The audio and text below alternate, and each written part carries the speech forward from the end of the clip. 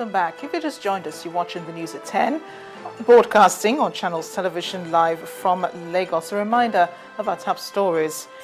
PDP candidate Fayose wins governorship election in Ekiti State. Governor Kayode Fayemi displays rare sportsmanship, concedes defeat and congratulates Fayose.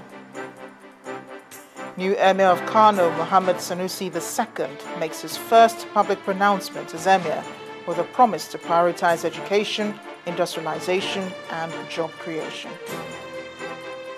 And Sunni militant seize another town in Iraq's western city of Anbar.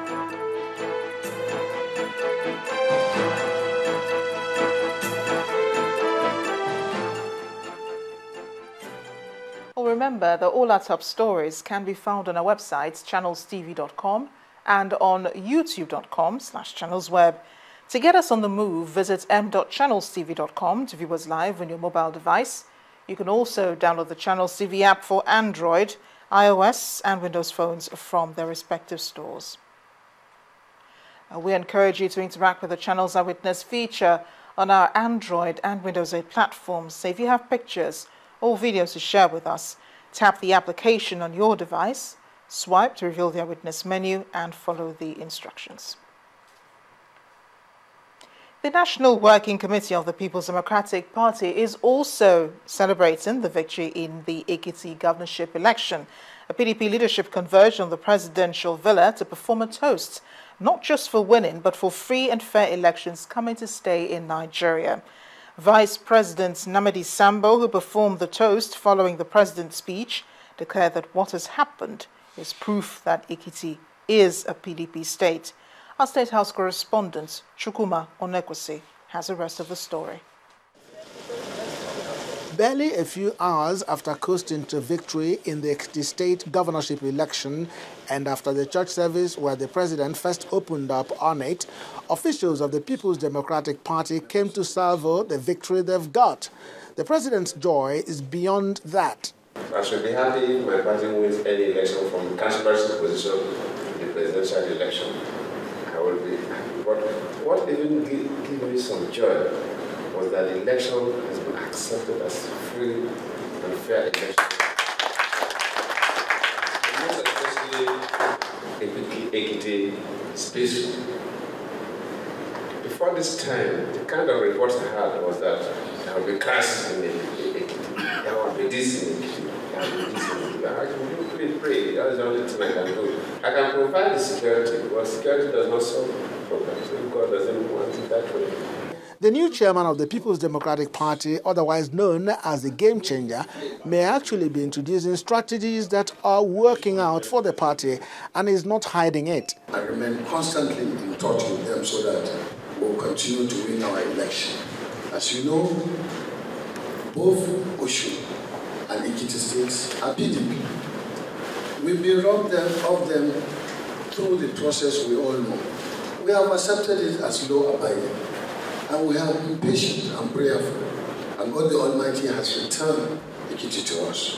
By His special grace, He will also returned Oshu. The Vice President says the victory is for all Nigerians. This has proven, Your Excellency, that Ekiti State has all along belonging to PDP. And we thank God for this great overwhelming success that we witnessed yesterday. He then performs the toast. I'm proposing the toast for the benefit of Mr. President, our leader, the party chairman, the People's Democratic Party, the people of the state, and indeed Nigerians in general. For the People's Democratic Party to continue to lead in this country, for Mr. President to continue to give the good and excellent leadership that was manifested and demonstrated in the Ekiti state election, which gives the assurance that, inshallah, this country, free and fair election has come to stay under the policy of Mr. President. please take this dose and pray that Almighty God will bless the President and bless this country. Cheers. Amen. Cheers. Yes.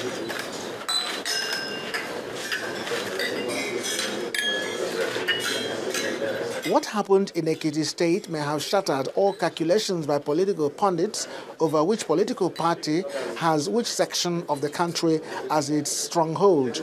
Osun State will indeed be the next test for the gladiators. Chukuma Onwekusi, Channels Television News. All the way from the elections in Ekiti State, as a 14th Emir of Kano, Muhammad Sanusi II, finally settles into the palace, he's already taken stock of how he intends to make his impact felt positively. In an exclusive interview with our correspondent, Benga Shuru, at his residence in Kano, the Emir discussed the challenge of threat to peace and stability in the north. Alhaji Sanusi says his focus would be on institutional reforms, including the promotion of girl-child education, adult literacy, primary health care, and reducing unemployment. Well, I mean, as you know, the ambition of every prince is to succeed to the throne of their forefathers. And we are grateful to Allah subhanahu wa ta'ala that He has chosen us for the role at this point in time. And we pray that we are given the wisdom to carry out the responsibilities that the burden placed on our shoulders entail. Now, what challenges do you think you might be facing as stepping into the shoes of your ancestor as the 14th Emir of Kano? Well, first of all, we have the immediate problem of stepping into the shoes of a great man, an emir who's been there for 51 years, since 2 or 3 years after independence till a few days ago. Alhaji Ado Bayero was obviously a part of the history of Nigeria, and it's very difficult for anyone to step into those shoes. Secondly, we are taking over at a time when there are challenges in the north, peace, instability, the very poor economic conditions, deindustrialization, joblessness, and therefore there is a need to reform the institution and improve its role and its focus on education, the economy, industrialization, jobs, because that is the foundation for peace and security and progress. And I do hope that the experience I come with as a banker and economist will help in this direction. In what ways do you think you can achieve these reforms? I think the reforms continue to be ongoing.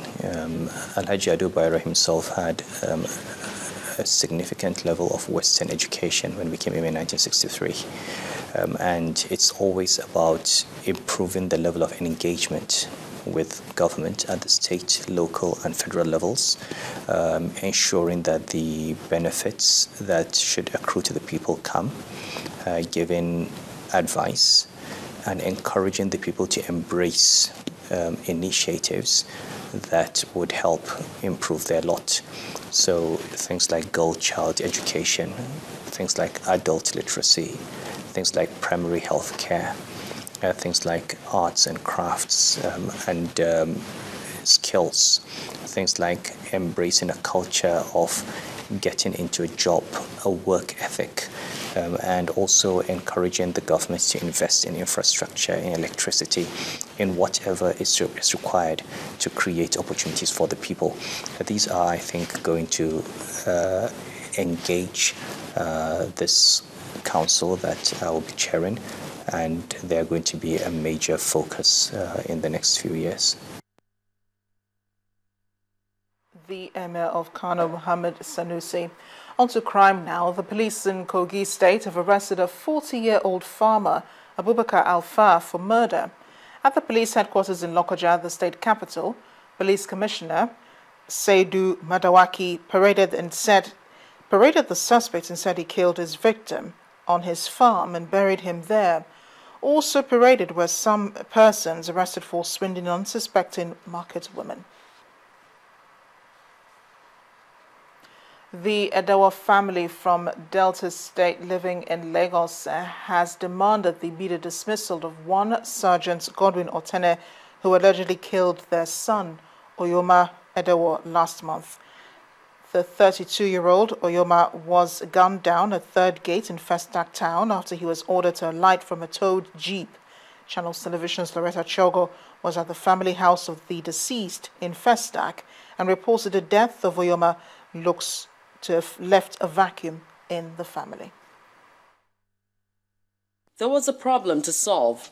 The cars refused to move and must be towed home from Mile 2 to 5th Avenue in Festac, a decision Oyoma Edawa's mother objected to over the phone after receiving her son's last call. This point, known as Third Gate, is where Oyoma Edawa was allegedly gunned down by police.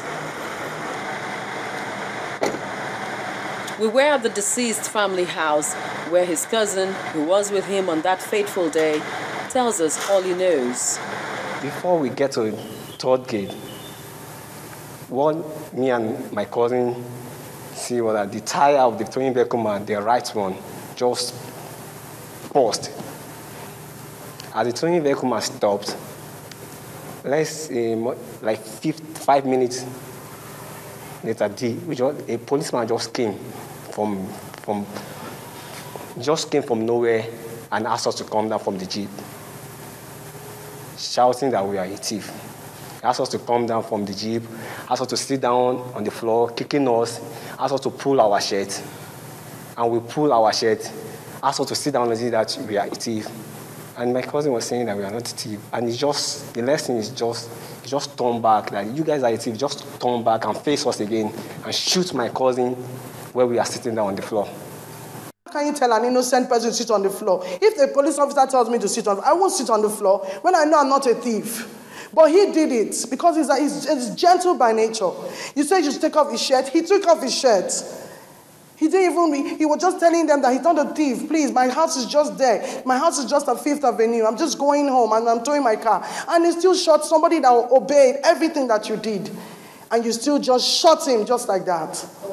The deceased brother recounts the last conversation he had with him. It's been really tough because for me, my brother was supposed to be my best man. I've made it upon myself that I'm not going to have a best man.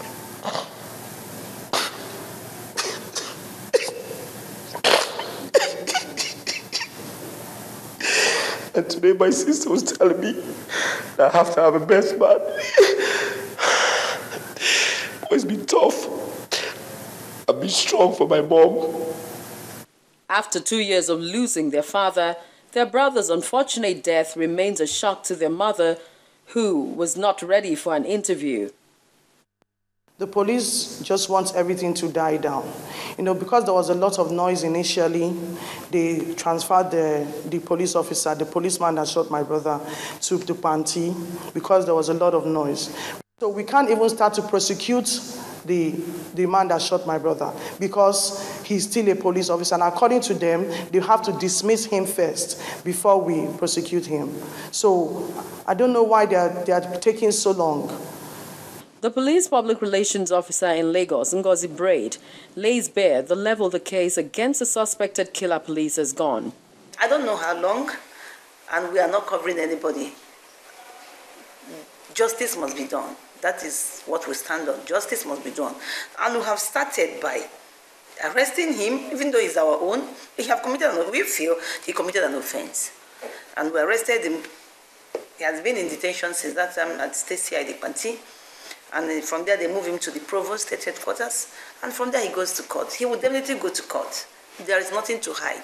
And if the words of the police PRO is anything to go by, the killer police, who is said to have confessed to pulling the trigger and discharging the bullet accidentally, will face the courts of law. Loretta Chogo, Channels Television News. When the news at 10 returns, our community report looks at erosion problems in Bayelsa State. We'll join us again.